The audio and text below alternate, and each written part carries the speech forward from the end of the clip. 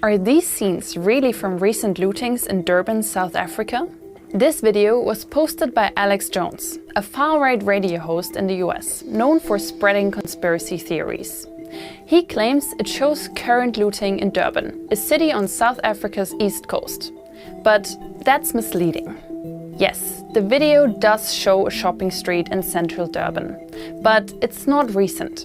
Using reverse image search, we found that this footage was already posted on X and Facebook back in 2021. And when we compare it to agency photos from that time, we can identify the same shops during political unrest in South Africa that year. Several international media outlets reported on the lootings back then. So, what really happened in Durban back then?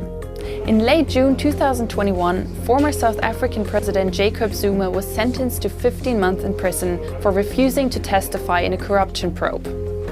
Within 48 hours of his arrest, protests erupted in KwaZulu-Natal province and quickly escalated into violent riots that spread across the country. Experts say the unrest wasn't just about Zuma. It was also fueled by economic hardship, the impact of COVID-19, and declining trust in the ruling African National Congress. More than 350 people were killed during the protests.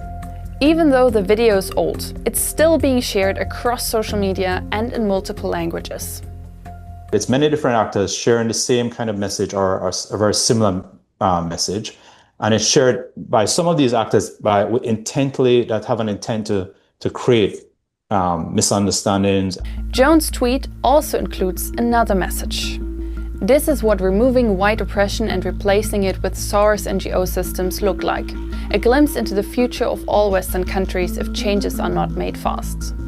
This is false. It's not just racist and discriminatory, it's also a conspiracy theory.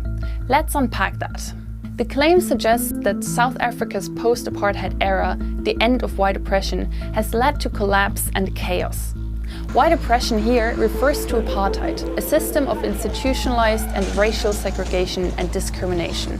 We see an undercurrent of racial tensions or racial narratives and a glorification of the apartheid system, which is deeply concerning. Because it's playing into those kinds of misunderstandings or misconceptions around race and around creating some hierarchy around race.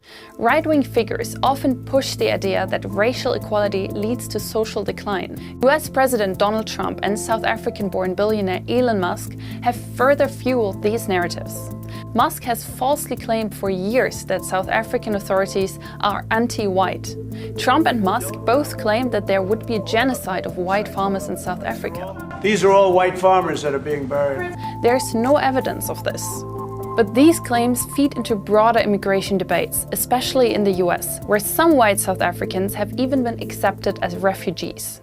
So this plays into this the politics around immigration and the politics around how particular groups of people are not able to govern themselves. It's obviously false, but it's playing upon and exploiting this kind of existing bias in society.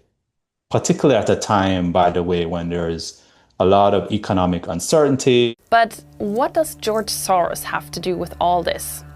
Some versions of the post claim South Africa is controlled by NGOs funded by Soros, a Hungarian-American billionaire who supports liberal causes worldwide.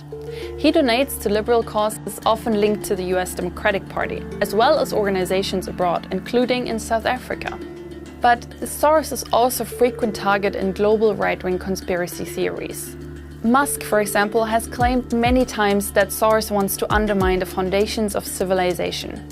In a lot of right-wing conspiracy theories, they focus on very specific people in order to target the hate and the kind of mis and disinformation.